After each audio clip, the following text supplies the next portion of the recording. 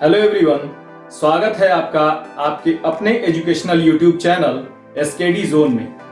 इस वीडियो में हम लोग डिस्कस करेंगे 5 किंगडम सिस्टम ऑफ क्लासिफिकेशन यानी वर्गीकरण की 5 जगत प्रणाली या 5 किंगडम क्लासिफिकेशन ऑफ ऑर्गेनिज्म्स यानी जीवों का 5 जगत वाला वर्गीकरण। किसने दिया था? तो पहले बताया जा चुका है, विटेकर ने दिया था 5 किंगडम सिस्टम। और वास्तव में यही जो वर्गीकरण की जगत प्रणाली है, 5 जगत प्रणाली, यही सर्वमान्य और सबसे ज्यादा विस्तृत वो प्रणाली है या पद्धति है, जिसमें क्या है कि हम लोग पहले ये देखते हैं कि इस वर्गीकरण का यानी 5 जगत प्रणाली का जो मूल लक्षण था, किसके आधार पर, कौन से वो मूल लक्षण थे जिसके आधार पर ये 5 जगत प्रणाली को बनाया गया था। तो वो यहां वही लिखा गया है, बेसिक कैरेक्टरिस्टिक्स यानी मूल लक्षण किसके, इस 5 जगत प्रणाली के। यानी कौन कौन से मूल लक्षण थे, जो मुख्य लक्षण जिसके आधार पर ये पांचों जगत में वो जीवों को बांटा गया था।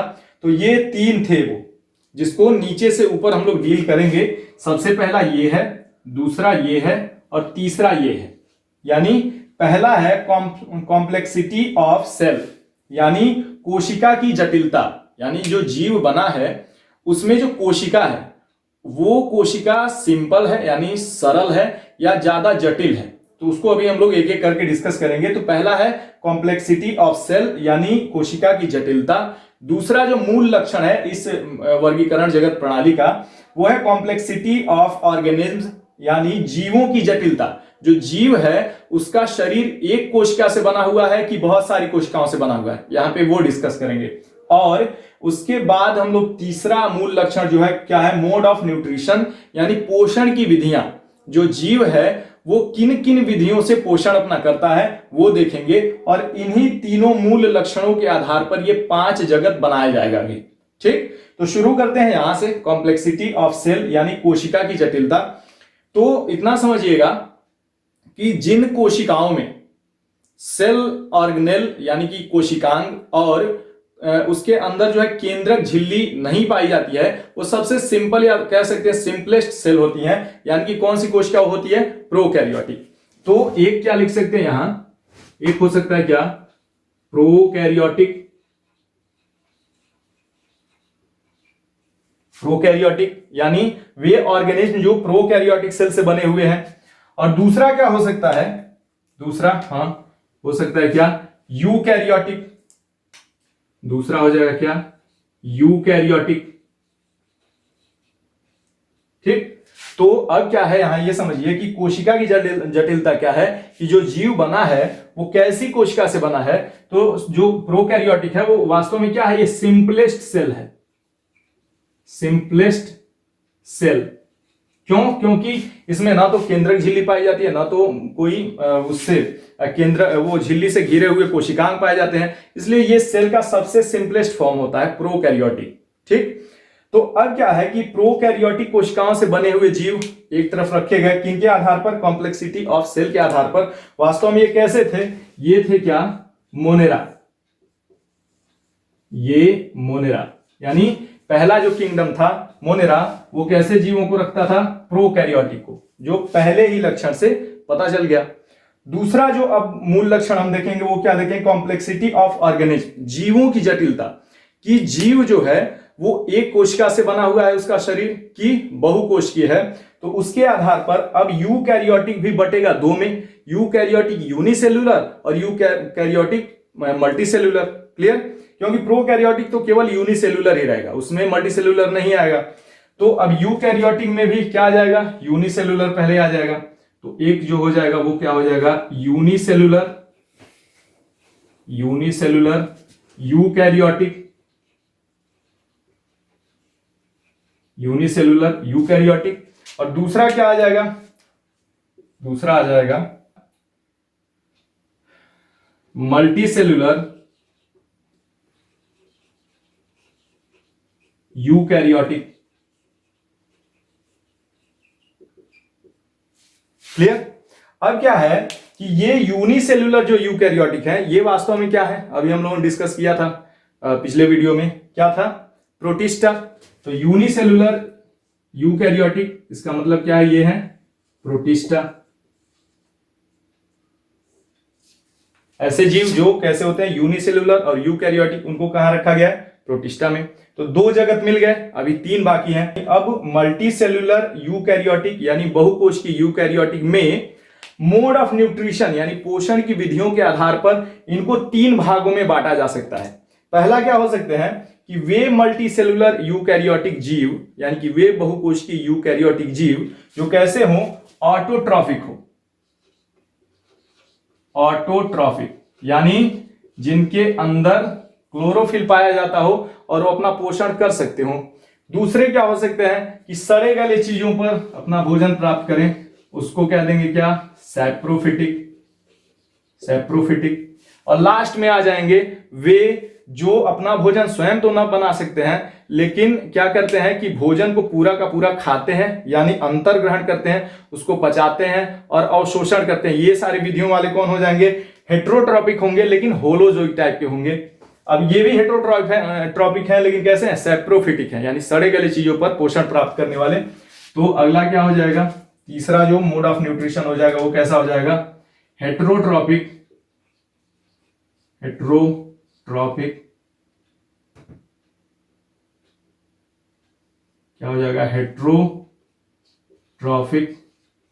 और उसमें से भी कैसे, होलोजोइक कह सकते हैं। होलोजोइक मतलब पूरा का पूरा भोजन अंदर ग्रहण करेंगे और उसको पचाएंगे और शोषण करेंगे और अपने उपयोग में लेंगे।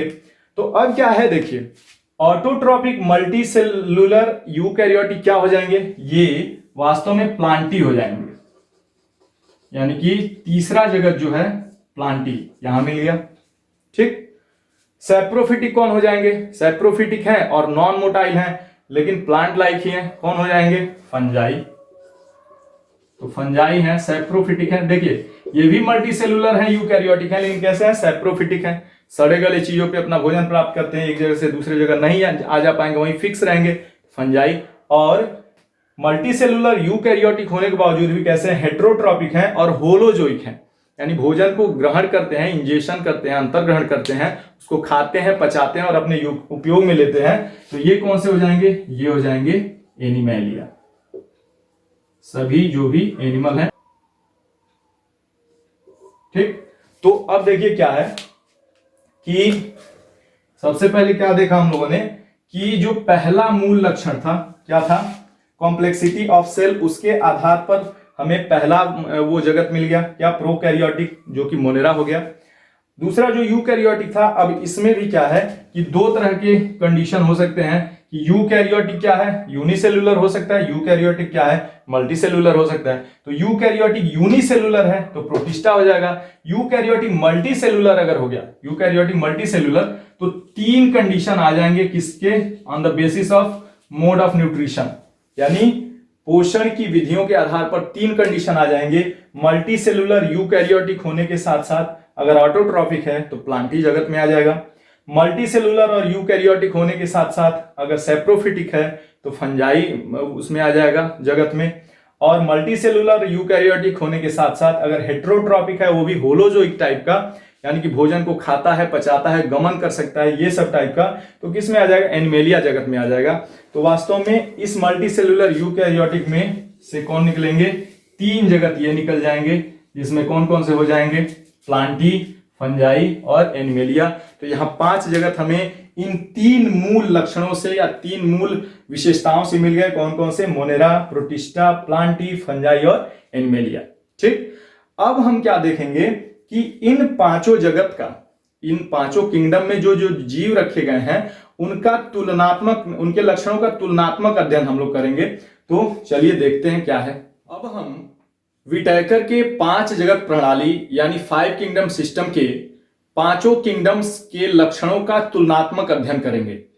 अब उन लक्षणों में से कौन कौन से लक्षण हैं तो मुख्यतः लिए गए हैं कौन कौन से, ये देखिए कि यहां एक तरफ लिखा गया है ये सभी 5 जगत विटेकर ने जो दिया था। पहला है मोनेरा, दूसरा है प्रोटिस्टा, तीसरा है फंजाई, उसके बाद है प्लांटी और उसके बाद है एनिमेलिया। ये 5 जगत हैं विटेकर ने जो दिए थे अपने 5 जगत प्रणाली में। और लक्षण कौन कौन से डिस्कस करने हैं तुलनात्मक तरीके से, वो हैं सेल टाइप यानी कोशिका के प्रकार कौन कौन से हैं, किसमें किस प्रकार की कोशिकाएं पाई जाती हैं किस जगत में, वो देखना है।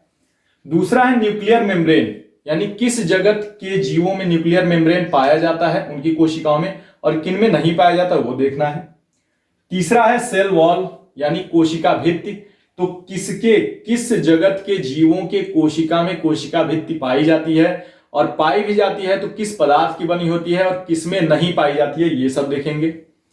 अगला है बॉडी ऑर्गेनाइजेशन यानी काय संरचना। काय का मतलब होता है शरीर या शारीरिक, शारीरिक संरचना का मतलब कि जो जगत है उसके जीव किस तरह के काय संरचना के बने हुए हैं, यानी उनका शरीर यूनिसेलुलर है, एक कोशिका का बना हुआ है, कि मल्टी सेलुलर है, बहुत सारी कोशिकाओं का बना हुआ है, और मल्टी सेलुलर है तो क्या उनमें अंग और अंग तंत्र भी विकसित है, वो देखेंगे। और लास्ट है जो लक्षण वो है मोड ऑफ न्यूट्रिशन यानी पोषण की विधि, मतलब किस जगत में जो जीव है, किस जगत के जीव किस प्रकार के मोड ऑफ न्यूट्रिशन को फॉलो करते हैं, यानी किस प्रकार के पोषण की विधि को वो धारण किए हुए, मतलब किस प्रकार का पोषण करते हैं वो अपना, उसको देखेंगे हम लोग। तो चलिए एक एक करके पहले डिस्कस करते हैं। पहला है सेल टाइप यानी कोशिका के प्रकार या कोशिका प्रकार। तो अभी बताया गया था मोनेरा में शुरू में, अभी जो डिटेल हम लोगों ने देखा था द्विजगत प्रणाली से लेकर के 5 जगत प्रणाली तक, तो वहां सारी चीजें क्लियर हो गई होंगी, बस उसी को एक बार दोहरा लेना है, बहुत सिंपल है यहां। तो कोशिका टाइप में देखा जाए कोशिका के प्रकार, तो मोनेरा में कैसी कोशिका, प्रोकैरियोटिक कोशिकाओं का बना हुआ है मोनेरा, तो इसमें कैसी कोशिकाएं पाई जाएंगी, प्रोकैरियोटिक। प्रोटिस्टा में यूकैरियोटिक, फंजाई में भी यूकैरियोटिक, प्लांटी में भी यूकैरियोटिक और एनिमेलिया में भी यूकैरियोटिक। यानी केवल मोनेरा ही है वो जगत जिसमें प्रोकैरियोटिक कोशिकाओं वाले जीव हैं, बाकी सभी में यूकैरियोटिक कोशिकाओं वाले जीव हैं। ठीक। दूसरा लक्षण है न्यूक्लियर मेम्ब्रेन यानी केंद्रक झिल्ली। तो सीधी सी बात है कि प्रोकैरियोटिक कोशिका ही वो कोशिका है जिसमें केंद्रक झिल्ली नहीं पाई जाती है, बाकी सभी जो है क्या है, यूकैरियोटिक कोशिकाएं हैं, और यूकैरियोटिक कोशिका में केंद्रक झिल्ली पाई जाती है। इसी के आधार पर इनका वो विभाजन ही होता है, विभेदन ही होता है कि अगर न्यूक्लियर मेम्ब्रेन है तो यूकैरियोटिक, और अगर न्यूक्लियर मेम्ब्रेन नहीं है तो प्रोकैरियोटिक। ठीक। तो क्योंकि ये मोनेरा प्रोकैरियोटिक कोशिका का है, इसलिए इसमें न्यूक्लियर मेम्ब्रेन क्या होगा, एब्सेंट होगा, और इसमें एब्सेंट होगा बाकी सभी में, बाकी सभी यूकैरियोटिक है इसलिए बाकी सभी में प्रेजेंट होगा। यानी कि कह सकते हैं न्यूक्लियर मेम्ब्रेन मोनेरा में एब्सेंट होता है और बाकी सभी प्रोटिस्टा, फंजाई, प्लांटी और एनिमेलिया में प्रेजेंट होता है। ठीक। अगला लक्षण है सेल वॉल यानी कोशिका भित्ति। जो सेल मेम्ब्रेन या कोशिका झिल्ली के बाहर एक भित्ति बनी होती है डेड मटेरियल की, वो किसमें पाई जाती है किसमें नहीं पाई जाती है वो देखते हैं। तो मोनेरा में पाई जाती है सेल वॉल या कोशिका भित्ति पाई जाती है मोनेरा में, और लेकिन वो सेलुलोज की नहीं बनी होती है। देखिए जो सेल वॉल है वो प्रसिद्ध है किसके लिए, प्लांट सेल के लिए। तो प्लांट सेल में जो सेल वॉल पाया जाता है वो सेलुलोज का बना होता है, बाकी सभी अगर किसी में पाया जाता है तो सेलुलोज का नहीं बना होगा। ठीक। तो मोनेरा में पाया जाता है सेल वॉल यानी कि कोशिका भित्ति पाई जाती है, लेकिन सेलुलोज का ना बन करके किसकी बनी होती है, पेप्टाइडोग्लाइकेन, पेप्टाइडोग्लाइकेन की बनी होती है। पेप्टाइडोग्लाइकेन वास्तव में एक पॉलीमर है यानी कि बहुलक है, किससे किससे मिलकर बना है, शुगर से यानी कि कह सकते हैं कार्बोहाइड्रेट से, और किससे, अमीनो एसिड से मिलकर बना हुआ है, कह सकते हैं कार्बोहाइड्रेट और अमीनो एसिड से मिलकर के बना हुआ है इसका जो मोनेरा का जो सेल वॉल है, जिसको एक वो विशेष एक नाम दिया गया है पेप्टाइडोग्लाइकेन। ठीक। अगला है प्रोटिस्टा यानी कि ये कैसे हैं, यूकैरियोटिक यूनिसेल्युलर है। तो ये क्या है, प्रेजेंट होते हैं लेकिन कुछ में, कुछ इक्का दुक्का ऐसे प्रोटिस्टा हैं जिनमें ये प्रेजेंट होते हैं सेल वॉल, बाकी में नहीं होते हैं। तीसरा क्या है, फंजाई यानी कवक। कवक में क्या है, इसमें भी सेल वॉल प्रेजेंट होता है लेकिन काइटिन का बना होता है। काइटिन भी एक पॉलीसेकेराइड है, कार्बोहाइड्रेट ही है, तो काइटिन का बना होता है किसका, फंजाई का सेल वॉल। क्लियर। अगला है प्लांटी। प्लांटी में भी सेल वॉल पाए जाते हैं। वास्तव में सेल वॉल प्लांटी या प्लांट से ही फेमस है कोशिका भित्ति, क्योंकि वनस्पति कोशिकाओं में ही वो पाई जाती हैं बहुत विकसित रूप से। और किसकी बनी होती हैं, तो सेलुलोज की। तो वास्तव में क्या है कि वनस्पति कोशिका में पाई जाने वाली जो कोशिका भित्ति है वो सेलुलोज की होती है, बाकी सब में अगर पाई जाती है तो किसी और पदार्थ की बनी होती है। ठीक।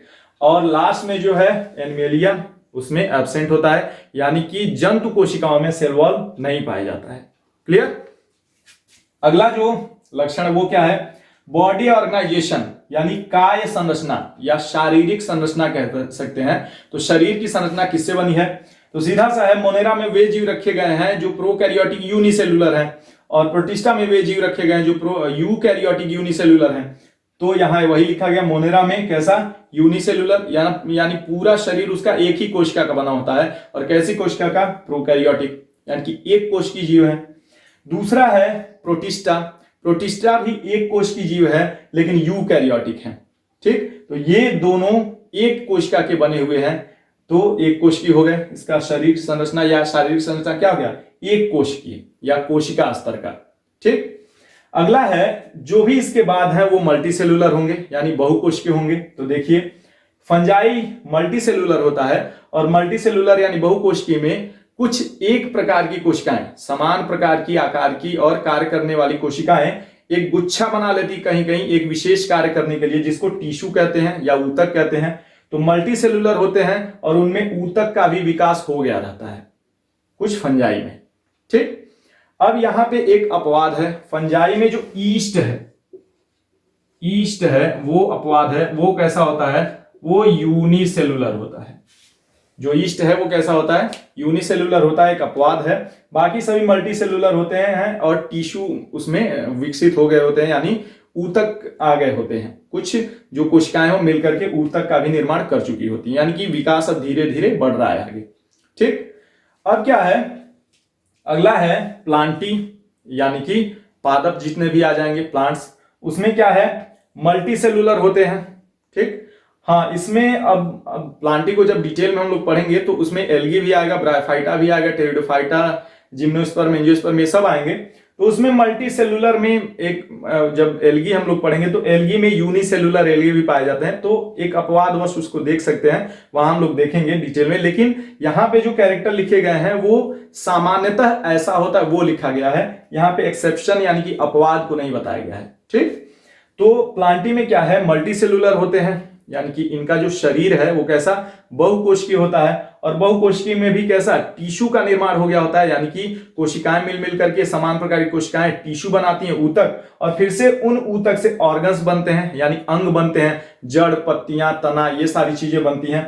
तो इतना विकास हो गया रहता है कि प्लांटी में क्या है, मल्टी सेलुलर होने के साथ साथ ऊतक का भी विकास हो गया होता है, और उन ऊतक से फिर से अंग का विकास हो गया होता है। ठीक, यानी कि इस प्रकार की इनकी जो बॉडी ऑर्गेनाइजेशन इस प्रकार का होता है, यानी कि शारीरिक संरचना इस लेवल तक विकसित हो गई रहती है। ठीक, अगला है एनिमेलिया। एनिमेलिया का क्या है, ये भी मल्टी सेलुलर है, यानी कि बहुकोशिकीय होते हैं, और कोशिकाएं मिल मिल करके टिश्यू बना चुकी होती हैं यानी ऊतक, और ऊतक से फिर से ऑर्गन बन जाते हैं। एनिमल्स में क्या है, अंग बन जाते हैं, और बहुत सारे अंग मिलकर के एक समान कार्य को करने के लिए अंग तंत्र बनाते हैं, यानी ऑर्गन सिस्टम बन गए होते हैं। जैसे मानव की बात करें तो उनका क्या है, मल्टी सेलुलर होते हैं, उसके उन कोशिकाओं से ऊतक बनते हैं, ऊतक से फिर से अंग बनता है, अंग से फिर से अंग तंत्र। अंग तंत्र में अगर देखें तो हाई स्कूल में आप लोगों ने पढ़ा भी होगा, पाचन तंत्र है, श्वसन तंत्र है, उत्सर्जन तंत्र है। ये क्या है, वास्तव में अंगों का एक गुच्छा है जो एक कार्य करने के लिए वहां पे व्यवस्थित है। ठीक, तो यहाँ टिश्यू, ऑर्गन और ऑर्गन सिस्टम लेवल, इस लेवल तक का इनका क्या होता है, काय संरचना या शारीरिक संरचना। ठीक, अगला है मोड ऑफ न्यूट्रिशन यानी पोषण की विधि। पोषण की कौन कौन सी विधियां होती हैं, तो सीधा सा मोनेरा में कुछ ऐसे मोनेरा होते हैं। वास्तव में मोनेरा क्या है, बैक्टीरिया का जगत है, इतना दिमाग में रख रहिएगा। इसको हम लोग अभी डिटेल में एक एक जगत को पढ़ेंगे आगे। तो ऑटोट्रॉफिक होते हैं कुछ मोनेरा, यानी कि कुछ बैक्टीरिया में कुछ क्लोरोफिल जैसी संरचना आ जाती है जिससे ये ऑटोट्रॉफिक होते हैं। और ऑटोट्रॉफिक में भी दोनों होते हैं, एक तो फोटोसिंथेटिक यानी प्रकाश संश्लेषी भी होते हैं, और कीमोसिंथेटिक यानी रसायन संश्लेषी भी होते हैं, यानी रसायनों को तोड़ करके उनसे भी ऊर्जा और जो रॉ मटेरियल्स है वो प्राप्त करके ये अपना भोजन स्वयं बना सकते हैं। तो दोनों प्रकार के ऑटोट्रॉपिक होते हैं, कीमोसिंथेटिक और फोटोसिंथेटिक, यानी रसायन संश्लेषी भी और वो प्रकाश संश्लेषी भी। और साथ ही साथ हेटेरोट्रॉपिक होते हैं, यानी कि परपोषी होते हैं। और परपोषी में से कैसे, पैरासिटिक यानी परजीवी होते हैं जो जीव हैं उन पे अपना भोजन प्राप्त करते हैं, बदले में उनको नुकसान पहुंचाते हैं, बीमारियां देते हैं। और सैप्रोफिटिक भी होते हैं, यानी मृतोपजीवी, मरे हुए सड़े गले कार्बनिक पदार्थों या जीवों पर से भी अपना भोजन प्राप्त करते हैं। तो ये इनका मोड ऑफ न्यूट्रिशन हो गया, किसका? मोनेरा का। अगला है प्रोटिस्टा। प्रोटिस्टा क्या होते हैं? कुछ ऑटोट्रॉपिक भी होते हैं, यानी फोटोसिंथेटिक, कीमोसिंथेटिक नहीं होते हैं, फोटोसिंथेटिक केवल प्रकाश संश्लेषी ऑटोट्रॉपिक होते हैं। और कुछ जो होते हैं वो हेटरोट्रॉपिक भी होते हैं। तो यानी कि दोनों मोड ऑफ न्यूट्रिशन, दोनों विधियों से ये अपना पोषण प्राप्त करते हैं। क्लियर? अगला है फंजाई यानी कवक। कवक में क्या है? ये हेटरोट्रॉपिक होते हैं, प्लांट लाइक स्ट्रक्चर होता है इनका, लेकिन क्लोरोफिल नहीं पाया जाता है। ऑटोट्रॉपिक बिल्कुल नहीं होते हैं, हेटरोट्रॉपिक होते हैं। और हेटरोट्रॉपिक में मैक्सिमम कैसे होते हैं? सैप्रोफिटिक होते हैं, यानी मृतोपजीवी होते हैं, मरे हुए सड़े गले जीवों या कार्बनिक पदार्थों से अपना भोजन प्राप्त करते हैं। ठीक? और कुछ पैरासिटिक भी होते हैं, जो जीवों के अंदर से अपना भोजन प्राप्त करते हैं और बदले में उनको नुकसान पहुंचाते हैं, बीमारियां देते हैं। ठीक? अगला है प्लांटी। तो प्लांटी क्या है? क्लोरोफिल पाया जाता है, इसलिए ये क्या होता है? ऑटोट्रॉपिक होता है। और ऑटोट्रॉपिक में कैसा? फोटोसिंथेटिक, यानी कि प्रकाश संश्लेषण द्वारा अपना भोजन स्वयं बनाता है, इसलिए ऑटोट्रॉपिक। ठीक? क्योंकि इसमें क्लोरोफिल पाया जाता है। और लास्ट है एनिमेलिया, जो कि होता है हेटरोट्रॉपिक, यानी परपोषी। और उस हेटरोट्रॉपिक में मैक्सिमम ये क्या होता है? होलोजोइक होता है। होलोजोइक का मतलब होता है प्राणिसम भोजन, प्राणिसम पोषण कह सकते हैं। प्राणिसम पोषण का मतलब क्या है? कि ये अपने भोजन को पूरा का पूरा ग्रहण करता है, अंतर्ग्रहण जिसे कहते हैं, उसे पचाता है, उसका अवशोषण करता है पचित पदार्थों का, और तब उसका भिन्न भिन्न तरीके से अपने अंग में उपयोग करता है। तो इस मोड ऑफ न्यूट्रिशन को कहते हैं होलोजोइक या प्राणिसम पोषण। ठीक? तो हेटरोट्रॉपिक का एक प्रकार है होलोजोइक, और इसी प्रकार के एनिमेलिया में जो जीव हैं वो अपना न्यूट्रिशन करते हैं। लेकिन कुछ जो जीव हैं इसके एनिमेलिया के, वो सैप्रोफिटिक भी होते हैं, यानी कि मरे हुए सड़े गले जो पदार्थ हैं, ऑर्गेनिक मटेरियल या जीव हैं, उनसे भी अपना पोषण प्राप्त करते हैं। तो कुछ उसमें से सैप्रोफिटिक भी होते हैं, मैक्सिमम होलोजोइक होते हैं। ठीक? तो ये तो रहा विटेकर के 5 जगत प्रणाली का तुलनात्मक अध्ययन, कौन कौन से लक्षण किसमें किसमें किस तरह से पाए जाते हैं, वो था। उम्मीद है कि ये समझ में आ गया होगा। एक स्क्रीनशॉट ले लीजिए आप लोग। अब क्या है कि इसके बाद हम लोग क्या करेंगे कि एक एक जगत प्रणाली को डिटेल में अध्ययन करेंगे, लेकिन इस वीडियो में नहीं, वो होगा अगले वीडियो में। अगले वीडियो में हम लोग मोनेरा से शुरुआत करेंगे। तो इस वीडियो में फिलहाल यहीं तक। अगले वीडियो में मोनेरा के लक्षणों के साथ शीघ्र मुलाकात होगी।